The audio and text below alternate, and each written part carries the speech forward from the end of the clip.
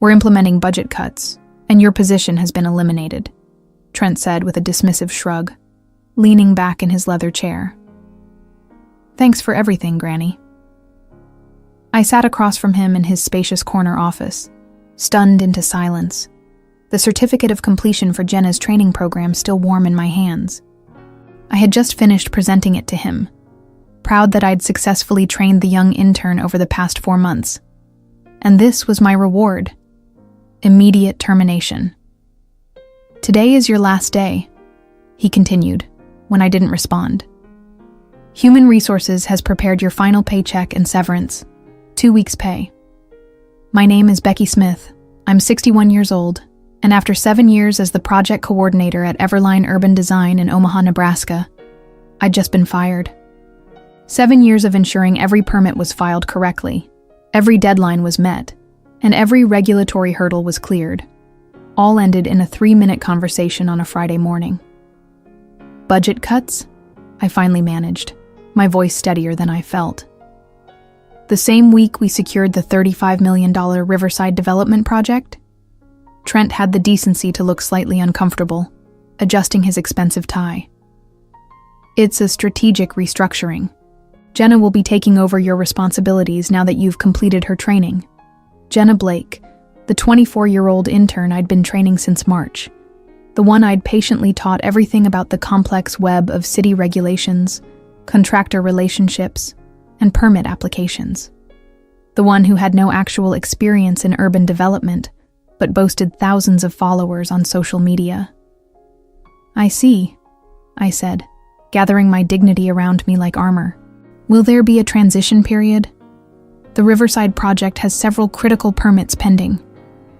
That won't be necessary, Trent replied, already checking his phone. You've done a thorough job training Jenna. She's up to speed on everything.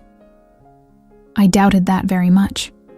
4 months of training couldn't replace 7 years of experience, let alone the 3 decades I'd spent in this industry before joining Everline. But arguing would accomplish nothing. Human Resources will help you clear out your desk, Trent added, standing to signal our meeting was over. We've arranged for security to escort you out by noon. Security escort? As if I might what? Steal office supplies? Sabotage files? After 7 years of loyal service, this final indignity burned worse than the firing itself. Thank you for the opportunity, I said, rising from my chair with all the poise I could muster. It took every ounce of self-control not to tell him exactly what I thought of him and his strategic restructuring. As I walked out of his office, I saw Jenna waiting by the reception desk, excitement poorly concealed behind a mask of professional concern. She'd known this was coming. Perhaps she'd even orchestrated it. And in that moment, as the reality of my situation sank in, I made a decision. I wouldn't fight. I wouldn't scream. I would simply leave. What they didn't know was how ugly this would get for them. 2 hours later, I placed the small box containing my personal belongings in the trunk of my car and sat in the driver's seat, finally allowing myself a moment to process what had happened. 7 years of dedication ended with budget cuts, Granny, and a security escort. I hadn't always worked at Everline. For most of my career, I'd been at larger firms in Omaha's development sector. But 7 years ago, when the housing market crashed and layoffs swept through the industry, Trent had recruited me specifically for my regulatory expertise. We need someone who knows how to navigate the system, he'd said then. Someone with established relationships at the city planning office. Those relationships had been crucial to Everline's growth from a struggling 5-person studio to one of Omaha's most promising architecture firms. The Riverside development was their biggest project yet, a $35 million mixed-use complex that would transform the downtown riverfront.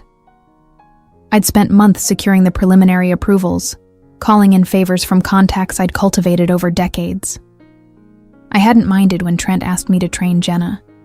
New blood was important in any company, and I enjoyed mentoring younger staff.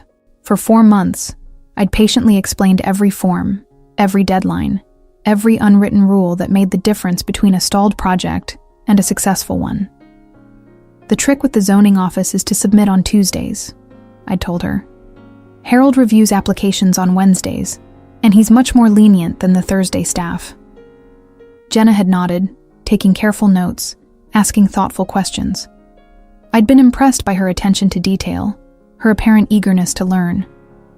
I'd even defended her when other staff complained about her constant social media posting. She's young, I'd said, but she's working hard and learning fast. What I hadn't seen were the private meetings with Trent, the lunches they shared, the way she positioned herself as the innovative future while subtly painting me as the outdated past. I started my car but didn't immediately drive away. Instead, I pulled out my phone and called my daughter, Catherine. "Mom, aren't you at work?" she answered, surprised to hear from me mid-morning. "Not anymore," I replied, my voice finally cracking. "I was fired today." "What? Why?" Catherine's shock and indignation were immediate. I explained what had happened, the sudden termination, the insulting severance, being replaced by the very intern I'd trained. "That's age discrimination. You can sue them," Catherine exclaimed. "Maybe," I said, signaling to exit the parking garage. "But I'm not sure a lawsuit is my first choice." "What do you mean?" Catherine asked, suspicious. She knew me too well. "Nothing," I replied innocently. "I just need to think." What I needed to think about was how best to remind Everline of exactly what they'd thrown away. That evening, I sat at my kitchen table with a cup of tea and my laptop, still processing the abrupt end to my career at Everline. The shock had faded, replaced by a simmering anger that I rarely allowed myself to feel. I wasn't just angry about losing my job. I was furious about how it had happened. The disrespect, the callousness, being discarded like obsolete equipment after years of dedicated service. I opened a folder I'd maintained meticulously for years, digital copies of every permit, every application, every approval I'd secured for Everline's projects. I paid particular attention to the Riverside development files. What Trent and Jenna didn't understand, what they hadn't bothered to learn, was that these weren't just standard forms submitted through normal channels. 3 years ago, the city of Omaha had approached me directly to help streamline their permit process for major developments. The city planning office was perpetually understaffed and overwhelmed by complex projects. Harold, the senior planning officer, had known me for decades and trusted my thoroughness and integrity. Together, we developed a solution. I established Smith Regulatory Consulting, LLC, which would serve as an official liaison between developers and the city. The arrangement benefited everyone. The city got a reliable point person who understood both sides of the process, developers got their permits processed more efficiently, and I got additional income plus the security of having my own business on the side. Everline knew about this arrangement. In fact, it was one of the reasons they'd hired me. What they'd failed to grasp, or perhaps simply forgotten in their rush to replace me with a younger model, was that my company wasn't just a pass-through entity. It had real authority in the permitting process. For the Riverside development, all the critical permits had been filed under my LLC's oversight, with my digital signature required for final approval. Without me, those permits were in limbo. I closed my laptop and sipped my tea, considering my options. I could sign off on the permits as a professional courtesy, allowing Everline to proceed without interruption. That would be the nice thing to do. Or I could remind them of exactly what they'd lost when they fired me.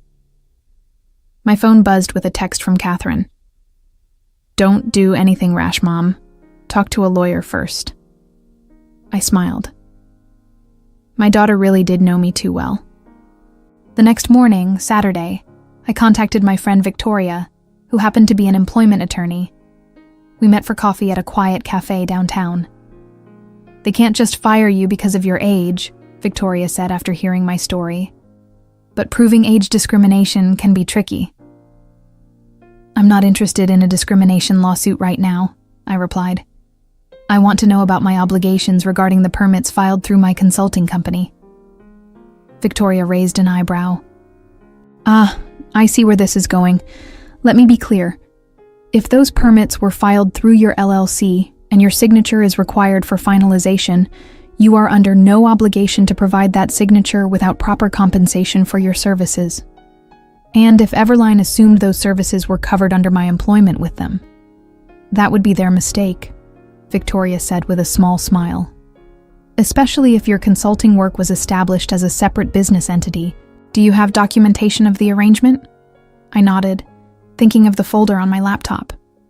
Perfect, Victoria said. Let me draft a letter outlining your position. As I drove home from our meeting, I felt a strange sense of calm. For the first time since hearing Trent's dismissive budget cuts granny, I felt in control again. Monday would be interesting. Monday morning arrived with a flurry of missed calls and increasingly frantic text messages from Everline. I ignored them all as I calmly went about my morning routine: breakfast, crossword puzzle, a bit of gardening in the early spring sunshine. It was the first Monday in years I hadn't spent in a fluorescent-lit office, and I was determined to enjoy it. At 10:15 a.m., my phone rang again. This time it wasn't Trent or anyone else from Everline. It was Harold from the city planning office. I decided to answer. "Becky, thank goodness," Harold said when I picked up. "We've got a situation with the Riverside permits. Everline submitted a request for final approval, but everything's filed under your LLC. I told them I can't proceed without your digital signature." "Yes, that's correct," I replied calmly. "My company is the official liaison for that project." "They're saying you're no longer involved with the project? Something about restructuring?" "My employment with Everline ended Friday," I explained. "But my consulting company's involvement with the permits is a separate matter entirely." Harold paused before speaking again. "I see. Well, this puts us in an awkward position. The city can't proceed without your sign-off, but Everline is insisting we bypass you." "That's not possible under our agreement with the city, is it?" I asked, already knowing the answer. "No, it's not," Harold confirmed. "The expedited process we established requires your verification. Without it, they'd need to resubmit everything through the standard channels." "And how long would that take?" Harold laughed. "For a project of Riverside's size? Months at minimum. Plus they'd lose their place in line." After finishing with Harold, I checked my phone to find 3 more missed calls from Trent. The latest voicemail was notably different from his earlier messages. "Becky, look, I think there's been a misunderstanding. Can we please discuss the Riverside permits? Call me back as soon as possible." I smiled. The panic in his voice was unmistakable. He'd finally realized what my firing actually meant for his precious project. At noon, I received an email from Victoria with the draft letter she'd prepared for Everline. It was perfect. Professional, firm, and crystal clear about my position. Smith Regulatory Consulting would be happy to complete the permit process for the Riverside development for a consulting fee of $75,000, approximately what I would have earned in salary over the next 9 months, plus formal credit as the regulatory compliance specialist on all project documentation. I approved the letter, and Victoria sent it immediately. Trent's response came within minutes, a hastily written email demanding that I call him for an urgent discussion. I ignored it. Instead, I drove to my favorite nursery and spent the afternoon selecting plants for my garden. I was examining tomato seedlings when my phone rang again. This time, it was a number I didn't recognize. "Hello? Mrs. Smith, this is Jackson Warren." I nearly dropped my phone. Jackson Warren was the principal investor in the Riverside development, a prominent businessman with deep pockets and a reputation for not tolerating delays. "Yes, Mr. Warren. What can I do for you?" "I understand there's an issue with the permits for Riverside," he said, his tone direct but not unfriendly. "Trent Callahan seems to be having trouble explaining the situation clearly. I'd like to meet with you directly to understand what's happening." I agreed to meet him the following morning at his downtown office. When I returned home, I found an email from Jenna Blake in my inbox. The subject line read, "Please help." The message itself was both pleading and condescending, Becky, I know you must be upset about the restructuring, but holding up the Riverside project is only hurting your professional reputation. Please be reasonable and sign off on the permits. I'd be happy to include your name in the acknowledgements. Acknowledgements. After being fired and replaced, she thought I'd settle for a mention in the acknowledgements. I deleted the email without responding and went back to planning my garden. Tomorrow's meeting with Jackson Warren would be interesting indeed. Tuesday morning, I dressed carefully for my meeting with Jackson Warren, choosing an elegant navy suit I'd rarely worn to the casual Everline office. I arrived at Warren Development's sleek downtown headquarters 15 minutes early and was immediately escorted to a spacious conference room with floor-to-ceiling windows overlooking the very riverfront the Riverside project was meant to transform. Jackson Warren entered precisely on time, a tall man in his late 50s with silver hair and a reputation for blunt speaking. He shook my hand firmly. "Mrs. Smith, thank you for coming. Coffee?" I accepted, and as his assistant served us, Warren got straight to the point. "I've invested $12 million in the Riverside development so far," he said. "Now I learn that the entire project is stalled because Everline fired the one person who could navigate the permit process. I'm not pleased. I understand your frustration, Mr. Warren." "Call me Jackson," he said, leaning forward. "I've been looking into this situation. It seems your firing wasn't just unexpected. It was exceptionally poorly timed and possibly illegal." I raised an eyebrow, but said nothing. "Tell me about these permits," Jackson continued. "Trent claims it's a simple paperwork issue that you're dragging out because you're bitter about being let go." I opened my laptop and showed Jackson the digital trail of the Riverside permits. The initial applications, the preliminary approvals, the pending final clearances, all filed through Smith Regulatory Consulting. 3 years ago, the city of Omaha asked me to establish this arrangement to streamline the approval process for major developments, I explained. Everline knew this. It's why they hired me. But apparently they forgot that my consulting company is legally separate from my employment. Jackson studied the documents carefully. "And without your signature on these final approvals, the project can't move forward. Everline would need to resubmit everything through standard channels, which would take months at minimum." "I see." Jackson sat back, his expression thoughtful. "And you sent them terms for completing the process?" "My attorney did, yes. A consulting fee plus professional credit for my work." "Reasonable terms?" $75,000, about 9 months of the salary they were no longer willing to pay me, plus recognition as the regulatory compliance specialist on project documentation. Jackson nodded slowly. "And their response?" "Demands that I call Trent for an urgent discussion. Nothing addressing the actual terms." "Typical," Jackson muttered. He tapped his fingers on the table for a moment, then made a decision. "Mrs. Smith, Becky, I'd like to make you an offer that bypasses Everline entirely." This was unexpected. "I'm listening." "Warren Development would retain Smith Regulatory Consulting directly for the duration of the Riverside project.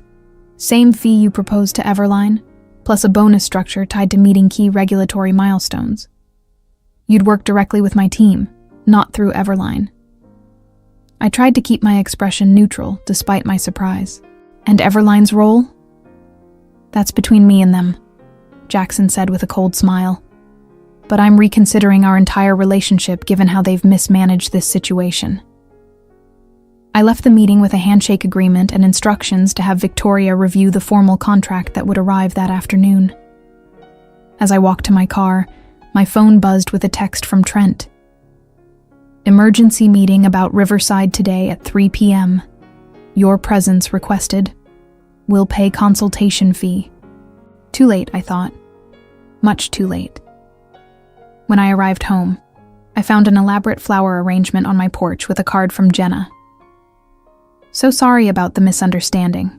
Please call Trent ASAP. We need you." I placed the flowers on my elderly neighbor's porch instead, knowing she would enjoy them more than I would. Then I called Victoria to brief her on the Warren Development offer. They're offering to match the fee we proposed to Everline, plus performance bonuses, I explained. And I'd be working directly with Warren's team, not through Everline. Cutting Everline out entirely, Victoria said with an appreciative whistle.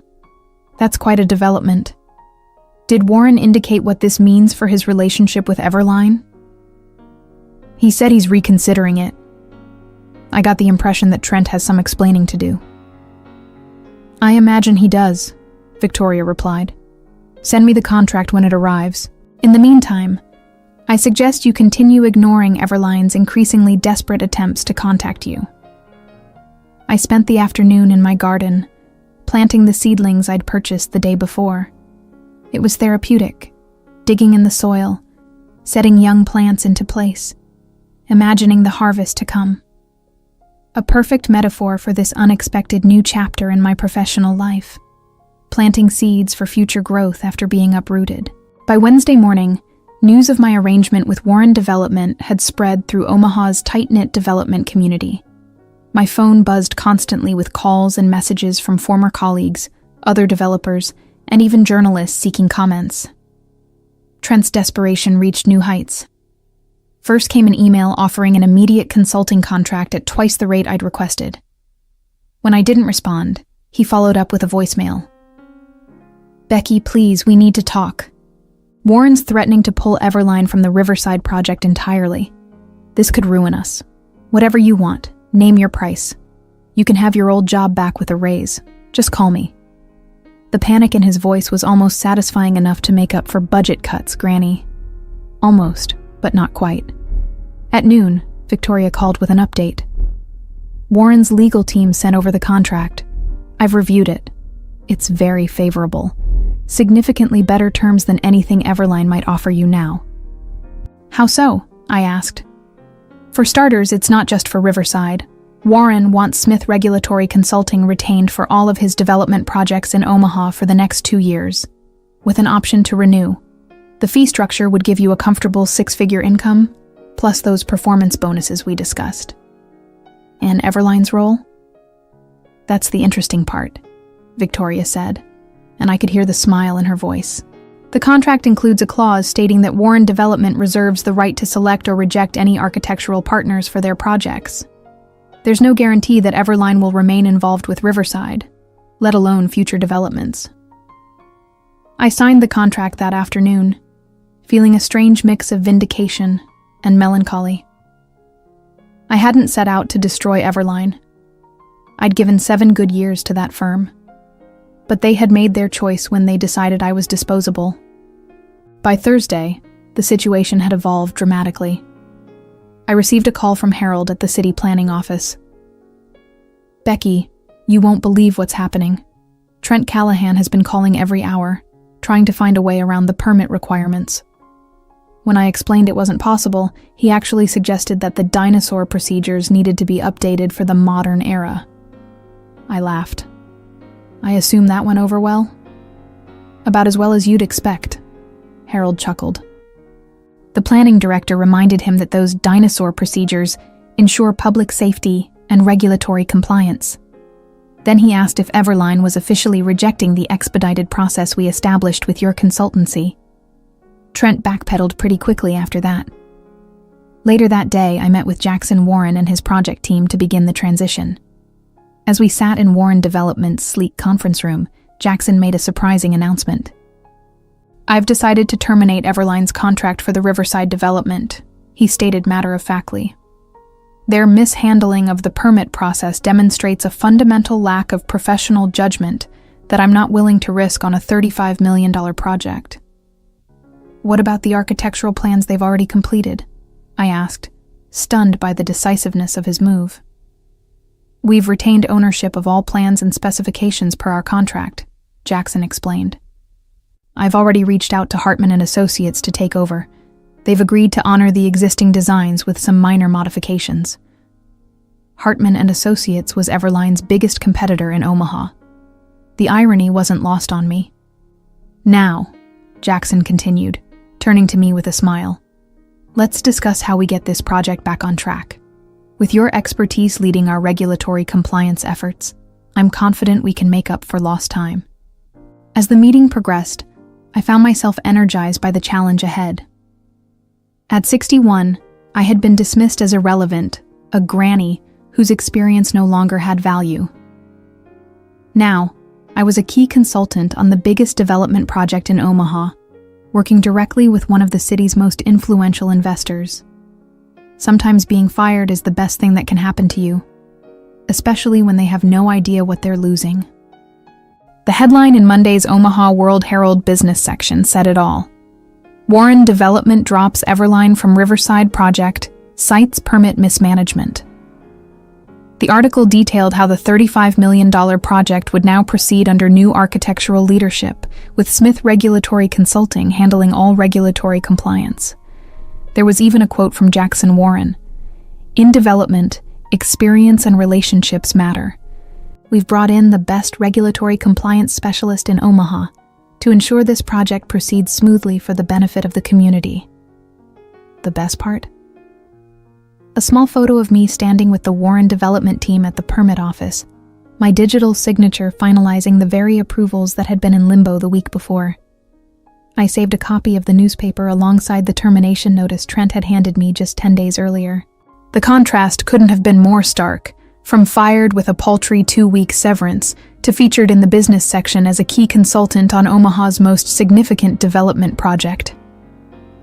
Catherine called shortly after the article was published. "Mom, you're famous," she exclaimed, "and I just heard through the grapevine that Everline is in complete disarray." "Oh?" I tried to sound merely curious rather than satisfied. "Apparently, they've lost 2 other clients who are concerned about their ability to navigate the permit process without you. And Jenna? She's been reassigned to social media strategy after she couldn't figure out how to submit a basic variance application." I couldn't help but smile at that. Social media strategy. Exactly what Jenna was qualified for, not the complex regulatory work Trent had tried to foist upon her after firing me. "It's not just Riverside they've lost," Catherine continued. "Jackson Warren has 5 other projects in development across the city, and word is he's taken all of them away from Everline. That's millions in contracts." "That's business," I replied simply. "No, Mom," Catherine laughed. "That's karma." "It's not karma," I corrected her gently. "It's just the natural consequence of undervaluing expertise." 3 months later, I stood at the Riverside groundbreaking ceremony, watching as Jackson Warren and city officials ceremonially turned the first shovels of dirt on the project. My role had expanded beyond regulatory compliance. I was now effectively Warren Development's liaison with the city for all their projects, a position created specifically for my unique combination of expertise and relationships. As photographers captured the moment for local news outlets, I spotted a familiar face on the periphery of the crowd, Trent Callahan, looking decidedly less confident than when he'd fired me with a dismissive, "Budget cuts, Granny." Our eyes met briefly before he looked away, his discomfort evident. After the ceremony, a reporter from the Omaha World-Herald approached me for an interview. The resulting article, "The Permit Whisperer: How Becky Smith Became Omaha's Most Sought-After Development Consultant," ran on the front page of the business section. It detailed my decades of experience, the respect I commanded from city officials, and the critical role regulatory compliance played in successful urban development. There was even a quote from Harold at the city planning office. "Becky knows more about Omaha's zoning and permit requirements than anyone else in the industry. Developers who work with her get their projects approved in half the time." My consulting business expanded rapidly after that. I hired 2 assistants, experienced women in their 50s who'd been similarly pushed aside at other firms, and established an internship program specifically for people changing careers midlife. I never actively sought to damage Everline, but I watched with detached interest as their fortunes declined. Without access to my expedited permit channel, their projects faced delays. Several clients followed Warren Development's lead and took their business elsewhere. Trent's youthful approach wasn't delivering the results he'd promised. Jenna lasted 6 more months before leaving for a marketing position at another firm. I wished her well when I heard the news. She was young, She had time to learn that flash without substance rarely succeeds in the long run.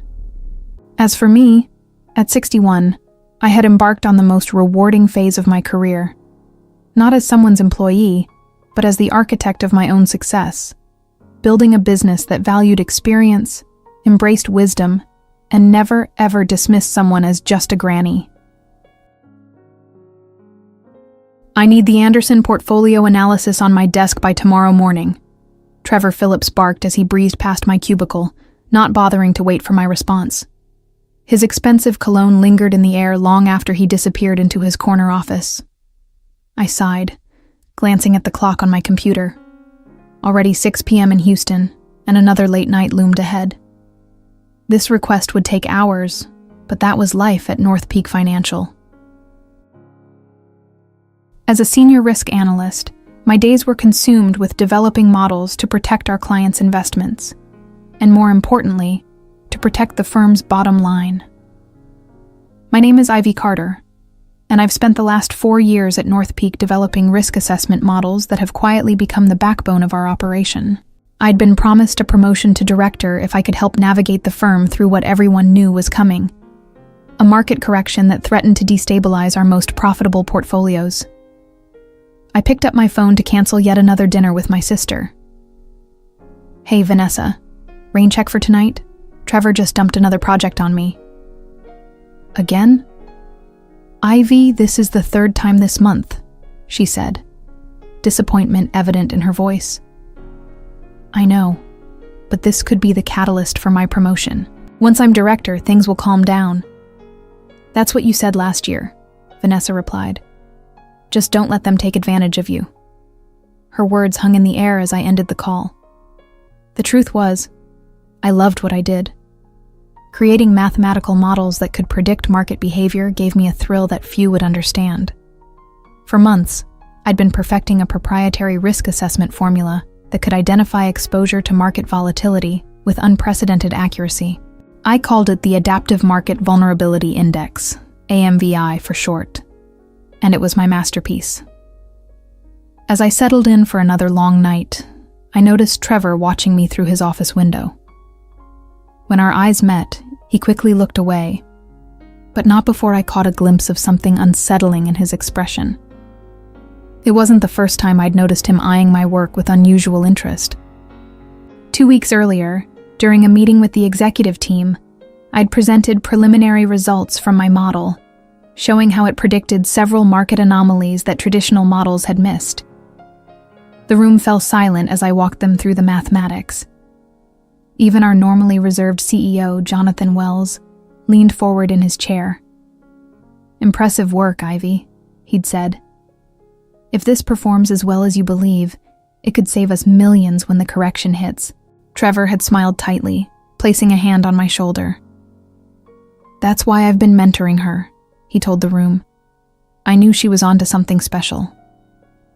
I'd kept my expression neutral, though Trevor had done nothing of the sort. In fact, he'd repeatedly questioned the validity of my approach until the preliminary results proved too compelling to ignore. Now, as I turned back to my computer, a notification appeared on my screen. A calendar invite from Trevor. "Discuss AMVI performance, private. Scheduled for tomorrow after the morning meeting." I felt a flicker of unease as I accepted the invitation. Something wasn't right, and I couldn't shake the feeling that I needed to protect myself and my work before it was too late. The market correction hit harder and faster than anyone anticipated. Over 3 tumultuous days, global markets plunged, sending investors into a panic. Emergency meetings filled North Peak's conference rooms as analysts scrambled to assess the damage.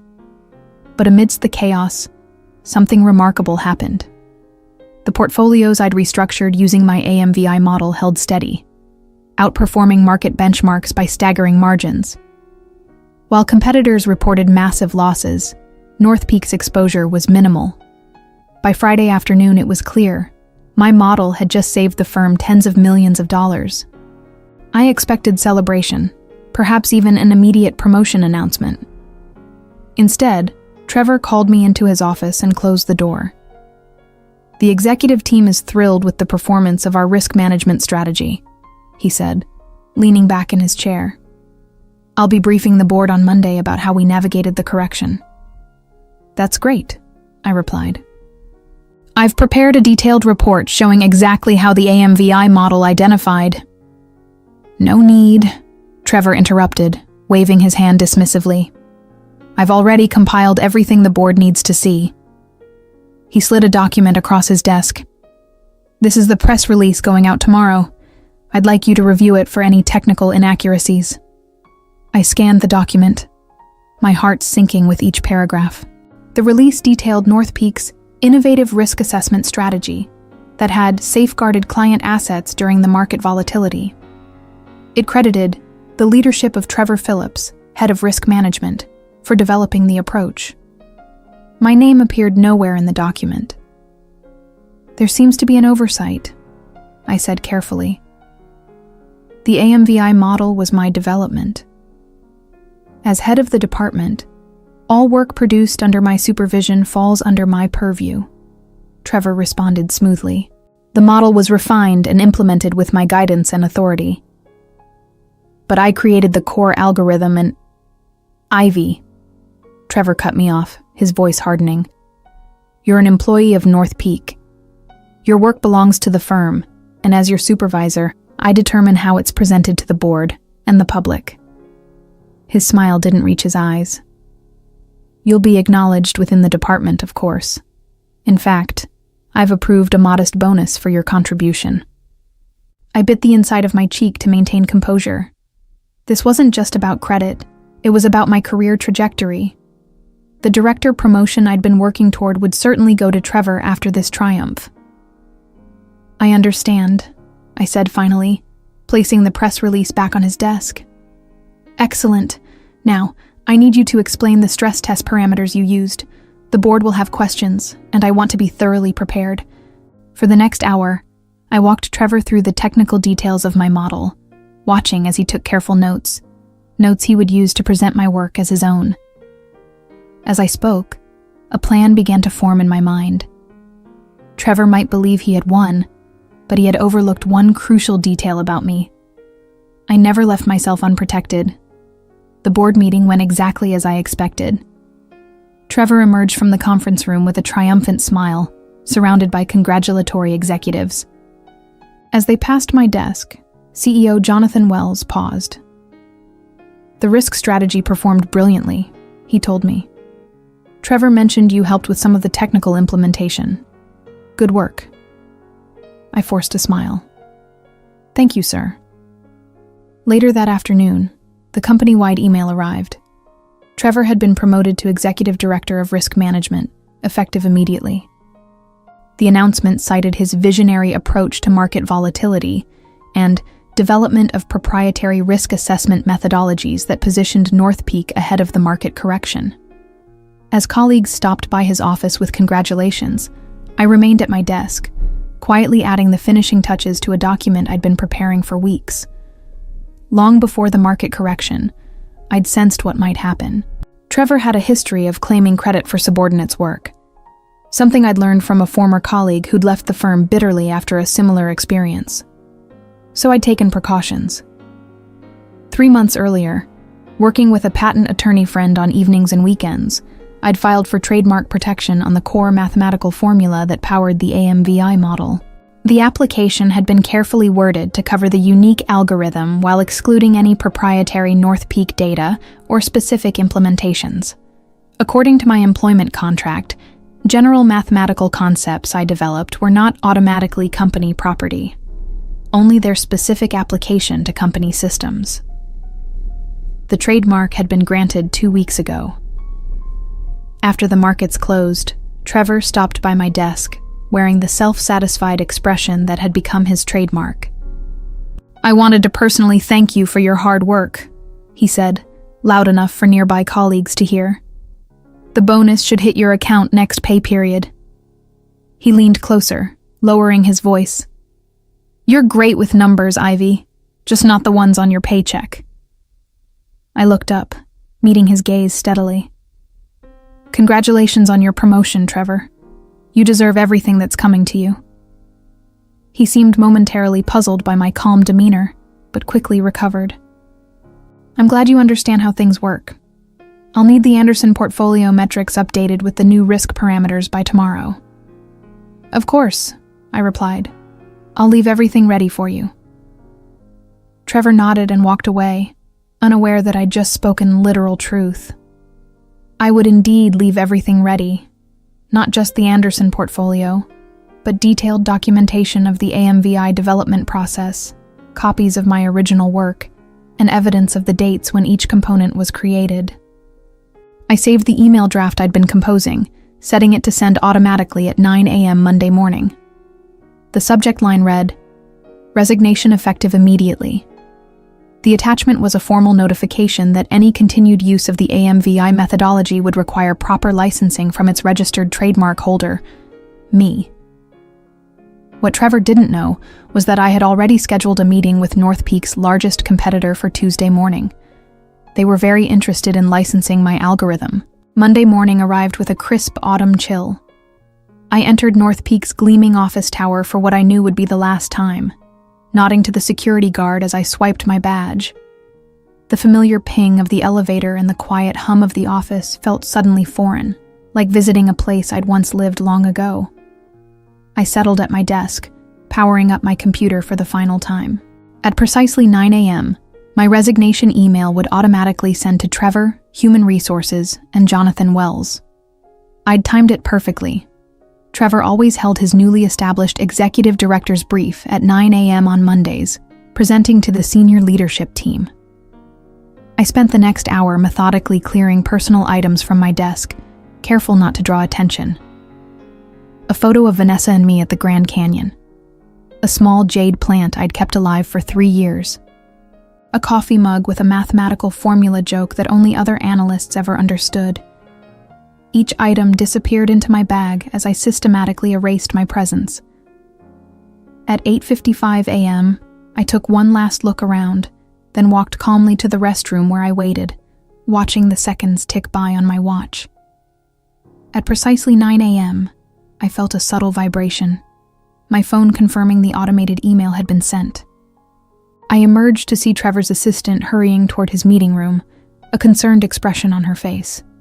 Through the glass walls, I could see Trevor presenting confidently to the executive team. Then I watched as he glanced at his phone, frowned, and continued speaking. Moments later, several other executives checked their devices simultaneously. Jonathan Wells stood up abruptly, interrupting Trevor's presentation. Even from a distance, I could see the confusion and alarm spreading across Trevor's face as he read whatever message had just arrived on his phone. I didn't wait to see more. With practiced calm, I walked to the elevator, pressed the button for the lobby, and left North Peak Financial for the last time. Outside, I took a deep breath of the morning air, feeling strangely light. My phone immediately began buzzing with messages and calls, all of which I ignored as I walked to a nearby coffee shop. Only once I was settled at a corner table with a cappuccino did I finally check my messages. 6 missed calls from Trevor, 4 from Human Resources, 1 from Jonathan Wells, and dozens of text messages. Trevor, what the hell is this? Call me immediately. Trevor, you can't trademark company property. This is grounds for legal action. Trevor, you're making a massive mistake. I sipped my coffee calmly, watching the messages pile up. Then I opened my email to read the formal response from Human Resources. Ms. Carter, we have received your resignation letter and the accompanying notification regarding the AMVI methodology trademark. This matter has been referred to our legal department for immediate review. Please be reminded of your confidentiality obligations under your employment agreement. A representative will contact you shortly regarding exit procedures and the serious concerns raised by your communication. Right on schedule. I had anticipated exactly this response, which is why I'd engaged Patricia Winters, one of Houston's top intellectual property attorneys, weeks ago. I forwarded the email to her with a simple note. It's begun. Her response came within minutes. Proceed as planned. I'll handle any communications from their legal team. The next message that caught my attention was from Jonathan Wells himself. Ivy, I'm concerned by your sudden resignation and the claims regarding AMVI ownership. I'd appreciate the opportunity to discuss this directly before matters escalate further. Please call my assistant to arrange a meeting today. This was unexpected. In all my planning, I hadn't considered that the CEO might reach out personally. I hesitated, then decided that speaking with Wells could provide valuable insight into how the company planned to respond. I typed a careful reply. Mr. Wells, I'm available to meet at 2 p.m. today at Patricia Winter's office. She will be present as my legal counsel. I included the address, then pressed send. As I finished my coffee, my phone rang with an unfamiliar number. When I answered, I heard a smooth, professional voice. Ms. Carter, this is Elaine Brenner, Chief Operating Officer at Veltri Dynamics. I understand you have something interesting to discuss with us tomorrow. Given recent developments, I'm wondering if you might be available today instead. The Veltri Dynamics offices occupied the top 3 floors of a sleek downtown tower, offering panoramic views of Houston through floor-to-ceiling windows. Elaine Brenner met me in the reception area personally, a power move that wasn't lost on me. As Veltri's COO and the first woman to hold an executive position at the firm, she had a reputation for decisive action and strategic thinking. Thank you for accommodating the schedule change, she said, leading me to a conference room where 3 other executives waited. Recent events made our team eager to accelerate our conversation. The recent events she referred to were now spreading through the financial industry like wildfire. Somehow, and I had my suspicions about who was responsible, news of my resignation and trademark claim had leaked to financial news outlets. My phone had been buzzing with notifications from financial news apps all morning, with headlines ranging from Risk Model Ownership Dispute Rocks North Peak Financial to the more dramatic Mathematical Mutiny, Analyst Claims Ownership of Market-Beating Formula. I appreciate your interest, I replied, setting my portfolio on the polished conference table. Though I confess I'm curious how you learned about the situation so quickly. Elaine smiled. Houston's financial community is smaller than it appears. When someone develops a risk model that outperforms the market by 23% during a correction, people notice. When that same person then claims independent ownership of the methodology, she raised an eyebrow. Let's just say my phone started ringing before the markets opened. For the next hour, I presented the AMVI methodology to Veltri's executive team. I explained the core algorithm, demonstrated its performance during the correction, and outlined potential applications beyond the current implementation. Throughout my presentation, I was careful to use only the mathematical concepts I had developed, avoiding any proprietary North Peak data or specific implementations, exactly as my trademark application had been worded. When I finished, the room was silent for several moments. Impressive, said Gregory Turner, Veltri's chief risk officer. But I have to ask the obvious question. How can you be certain the trademark will hold up? North Peak will fight this aggressively. I had anticipated this concern. I opened my portfolio and distributed copies of a legal brief prepared by Patricia. My employment agreement with North Peak specifically covers work product created using company resources, data, or systems, I explained. However, the core mathematical formula that powers AMVI was developed independently, on my own time, using my personal equipment. I have documentation showing the evolution of the algorithm, time-stamped electronic records, and even witnesses who can attest to my work on the concept outside of North Peak. I paused, allowing them to scan the brief. Most importantly, I disclosed the general mathematical concept to the patent office before implementing it at North Peak, establishing clear precedent of independent development. Elaine exchanged glances with her colleagues. And you're offering us exclusive licensing rights? For the first year, yes, I confirmed.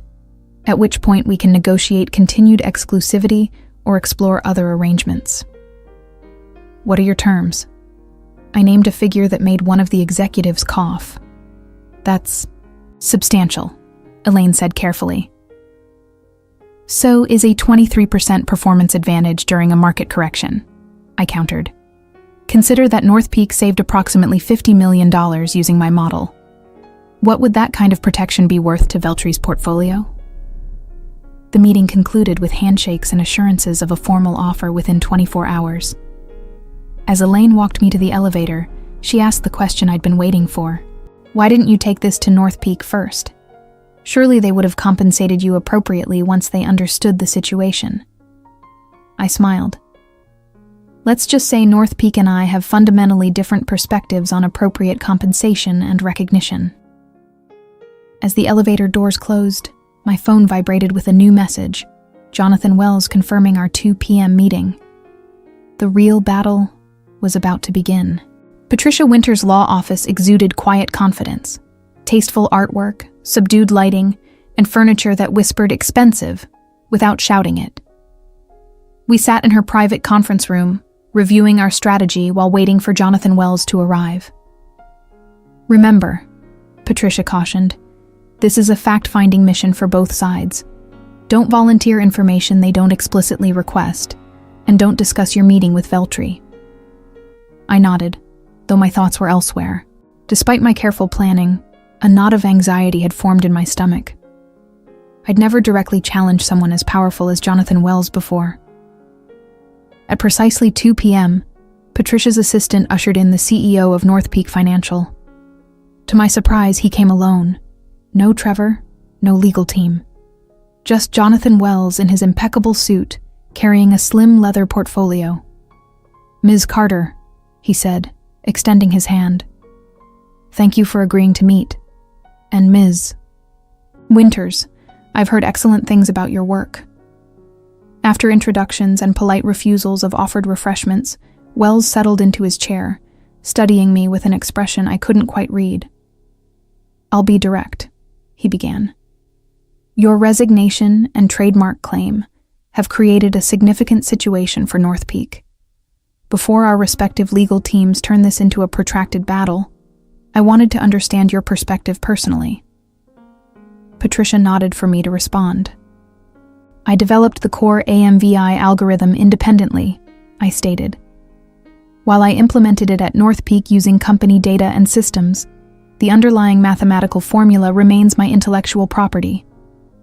When Trevor claimed full credit for my work and received a promotion based on that misrepresentation, I felt I had no choice but to protect my interests. Wells listened without interrupting, then opened his portfolio and removed several documents. I've reviewed the press release and announcement that went out after the market correction, he said, sliding them across the table. It appears Trevor presented the AMVI model as his own development, with no mention of your contribution. He paused. This contradicts what he told me privately about the model's origins. This was unexpected. I glanced at Patricia, who maintained her professional poker face. Can you elaborate? She asked. Wells nodded. In our initial discussions about the model, Trevor described it as a collaborative effort, with you handling the technical aspects under his strategic direction. Based on that understanding, I approved his promotion to executive director. That's not accurate, I replied carefully. Trevor actively questioned the validity of my approach until the preliminary results proved successful. He provided no meaningful input to the development of AMVI. Wells studied me, then reached for another document in his portfolio. This morning, our technical team attempted to update the model parameters without your guidance. They encountered significant difficulties understanding the core algorithm. He looked up. It seems Trevor cannot explain how the model actually works. A moment of silence filled the room as the implication settled. Trevor had claimed credit for a model he couldn't even explain. Mr. Wells, Patricia interjected. While this information is illuminating, it doesn't change the fundamental issue. My client has valid trademark protection for the core AMVI methodology. Any continued use by North Peak would require proper licensing. Wells nodded slowly. I understand, but before we discuss licensing terms, I have a different proposition to consider. He turned to face me directly. Ivy, I'd like to offer you the position of Executive Director of Innovation at North Peak, reporting directly to me. The role would include full credit for the AMVI model, a substantial compensation package, and autonomy to build your own team. The room suddenly felt very still. This was nowhere in my planned scenarios. "And Trevor?" I asked. "Mr. Phillips is no longer with North Peak as of this morning," Wells replied. "His misrepresentation of your work was grounds for immediate termination." I felt a rush of vindication, quickly followed by uncertainty. I had been so focused on my exit strategy that I hadn't considered the possibility of a better position at North Peak. "I appreciate the offer," I said carefully, "but there's something you should know. I've already had preliminary discussions with Veltri Dynamics about licensing AMVI." The next morning, financial news outlets exploded with headlines. North Peak announces, new executive director of innovation. Risk model creator promoted after ownership dispute. Trevor Phillips, out at North Peak amid intellectual property controversy. After intense negotiations that lasted well into the evening, I had accepted Jonathan Wells' offer with several key conditions. First, North Peak would publicly acknowledge me as the sole creator of the AMVI methodology. Second, I would retain personal trademark ownership while granting North Peak exclusive implementation rights. And finally, I would have complete autonomy over a newly formed innovation division with a substantial budget and staffing authority. It was far more than I had initially hoped for when I'd planned my departure. As I rode the elevator to my new executive suite on North Peak's top floor, I could hardly believe how dramatically the situation had reversed. My new office, Trevor's former space, had already been cleared of his belongings. The spectacular view of downtown Houston spread before me as I set down my bag and took a seat behind the expansive desk. A knock at the door interrupted my moment of reflection. "Your first executive meeting starts in 15 minutes, said Melissa, the assistant who had been assigned to me. "And Mr. Wells asked me to deliver this personally." She handed me an envelope and withdrew quietly. Inside, I found a handwritten note from the CEO. "Ivy, welcome to the executive team. Your integrity and brilliant work deserve this recognition. I apologize for not recognizing the situation sooner, but I'm grateful we've retained your talents at North Peak. Looking forward to your leadership. Jonathan." Beneath the note was a press release draft for my approval. The headline read, "North Peak Financial promotes Ivy Carter, creator of market-beating AMVI methodology, to Executive Director of Innovation." As I prepared for my first executive meeting, my phone buzzed with a text message from an unknown number. "Congratulations on the promotion. Always knew you were destined for great things. Coffee sometime? Trevor." I smiled, deleted the message without responding, and headed to the conference room where the executive team awaited my arrival. 6 months later, I stood at a podium in the North Peak Conference Center, addressing an audience of industry analysts and financial journalists. Behind me, a large screen displayed performance metrics of the expanded AMVI system I had developed with my new team. "The financial sector has traditionally relied on reactive risk management," I explained, advancing to the next slide. "The AMVI 2.0 framework represents a paradigm shift toward predictive analytics, identifying vulnerability patterns weeks before traditional indicators show cause for concern." The presentation continued with demonstrations of how our enhanced system had navigated subsequent market fluctuations with remarkable precision. When I concluded, the room erupted in applause, followed by a barrage of questions that reflected genuine interest in the methodology I'd created. Afterward, as attendees networked over refreshments, Jonathan Wells approached with a woman I recognized immediately, Elaine Brenner from Veltri Dynamics. "Excellent presentation, Ivy," Wells said. "I believe you know Elaine." I shook her hand, noting the irony of the situation. "We've met." "Ms. Carter," Elaine said with a professional smile. "Impressive work. Though I must admit, I was disappointed when our licensing discussions fell through." "Sometimes things work out differently than expected," I replied diplomatically. Wells looked between us with interest. "Elaine and I have been discussing a potential strategic partnership between North Peak and Veltri. Given your history, I thought you might have some insights to contribute."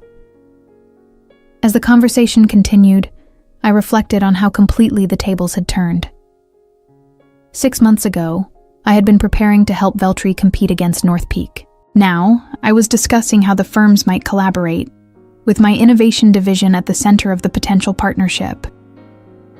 Later that evening, as I was leaving the office, I received a notification on my phone. A financial news alert reported that Trevor Phillips had been hired as a junior risk analyst at a small regional firm, a significant step down from his executive role at North Peak. I couldn't help but smile as I headed home, savoring the perfect symmetry of justice served. My journey from overlooked analyst to executive had taught me the most valuable lesson of my career. In the world of finance, the most powerful asset isn't money or connections. It's owning your intellectual capital and knowing exactly when to leverage it.